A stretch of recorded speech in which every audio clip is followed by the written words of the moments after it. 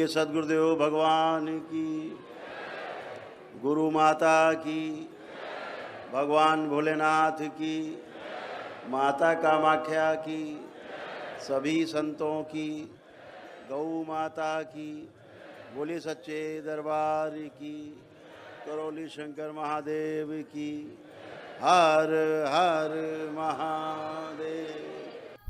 आपको ये जान के बहुत आश्चर्य होगा, हम सभी लोग एक सभ्य समाज में रहते हैं और विज्ञान का युग चल रहा है। विज्ञान अपनी कोशिश में लगा है, रिसर्च में, कि शरीर के अलावा भी कोई वस्तु है क्या इस शरीर में जो हम नहीं जान पाए। तो कोशिश है उसकी।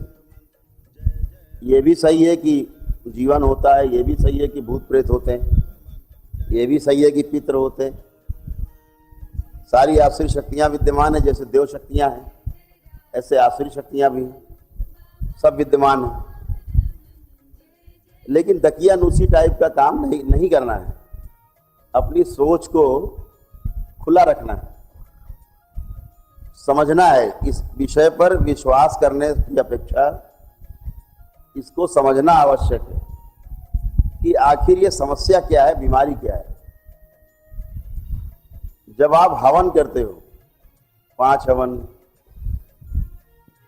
तो जो बाहरी सत्ता होती है, जो आपकी पितृ सत्ता नहीं है, पितृ नहीं है, गंदे लोग बाहर से जो प्रवेश कर जाते हैं, वो तो 5 हवन में सब समाप्त हो जाते, बचता ही नहीं। 6ठे 7वें में करने के बाद जब अमावस्या का होता है तो पितृ भी चले जाते हैं आपके अच्छे वाले। कुछ अच्छे पितृ जो होते हैं वो बंधे रहते हैं, जो पितृ अच्छे नहीं हैं उनके द्वारा बांध के रखे जाते हैं, जो ना मुक्ति चाहते हैं और ना मुक्त होने देना चाहते हैं। दोनों प्रयास है उनका। वो जब आप 8वां 9वां हवन करके ब्लैक मैजिक कटवाते हो तो उसमें सभी चले जाते हैं, अच्छे बुरे सब चले जाते हैं, कोई बचता ही नहीं है। यहां पे ये बात समझ लेनी बिल्कुल आवश्यक है। तो फिर ये हल्ला काहे का मच रहा था? अब ये स्मृतियों का हल्ला है आपका, जो थॉट्स। आपने सुना होगा, तमाम वैज्ञानिक और बात करते रहते हैं कि साहब वो कुछ नहीं है, वो तो इन्हीं के थॉट्स हैं, घने हो जाते हैं, बार बार सोचते सोचते काफी सघन हो जाते हैं, डेंसिटी उनकी जो है काफी बढ़ जाती है। तो इसकी वजह से वो ऐसे ही रिएक्ट करने लगते, बोलने लगते हैं। वो कहीं तक सही बात कर रहे हैं, वैज्ञानिक कहीं तक सही बात कर रहे हैं, लेकिन आधी बात कर रहे हैं।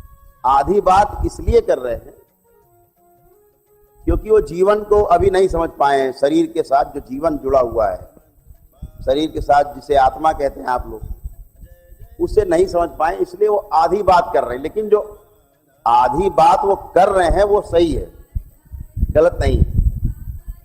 लेकिन अगर वो पूरी बात समझ जाए तो फिर मामला बहुत काफी अच्छा बन जाए, पकड़ में आ जाए विज्ञान जगत में। आधी बात क्या नहीं समझ में आ रही उन्हें ये नहीं समझ में आ रहा है कि जो विचार हैं ये केवल जो व्यक्ति अपने को असुरक्षित महसूस कर रहा है, भयभीत महसूस कर रहा है, ऐसे तमाम न्यूरो के रोगों से उनको लगता है पीड़ित है, जिसकी दवा नहीं है, तो ये विचार केवल इस व्यक्ति के विचार नहीं है। इसके डीएनए में रहने वाले तमाम पितृ और आसुरी शक्तियां रह करके, आगे रह करके जो आगे आता है वो सोचता भी है, अपना शरीर मान के सोचता भी रहता है, ये करना है, वो करना, काटना है, मारना है, खाना है, चिल्लाना है, डराना है। तो वो सारे थॉट्स भी इकट्ठे होते रहते हैं। जैसे हम लोग जो भी सोचते हैं वो जाता कहीं नहीं है, सब स्टोर रहता है, एक गहरी स्मृति के रूप में, एक सुप्त स्मृति के रूप में अंदर स्टोर रहता है, जाता कहीं नहीं है। जब जैसा माहौल आपको मिलता है उस माहौल में आप उसी तरह से रिएक्ट करने लगते हैं। यही व्यवस्था है, वो सही कह रहे हैं। लेकिन अभी वो समझ लेना अगर उनके लिए सरल होता कि साहब ये केवल इस व्यक्ति के ही विचार नहीं हैं, उनके विचार भी हैं इकट्ठे जो नहीं रहने चाहिए थे हमारे शरीर में।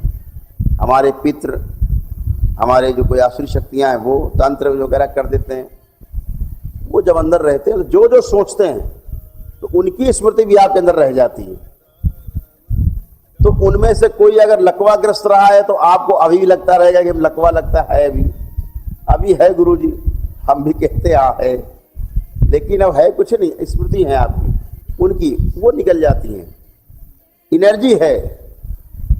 तो ये व्यक्ति ना हो करके शक्ति है, इसको समझना है। भूत प्रेत या पितृ कोई अब व्यक्ति नहीं है, अब ये शक्ति विशेष है, व्यक्ति विशेष नहीं रह गया, शक्ति विशेष है। शक्ति कैसी?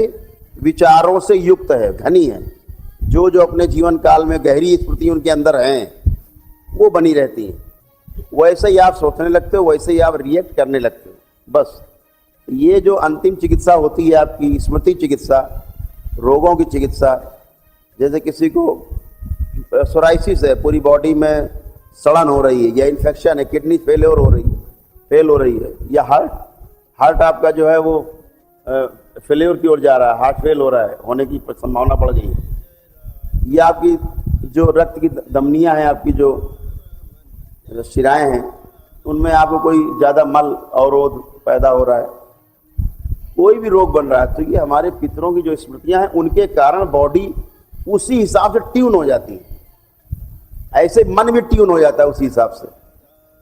तो ये उसको तोड़ने की प्रक्रिया है कि कैसे गंदगी बाहर, फंसी हुई एनर्जी आपकी निकल जाए।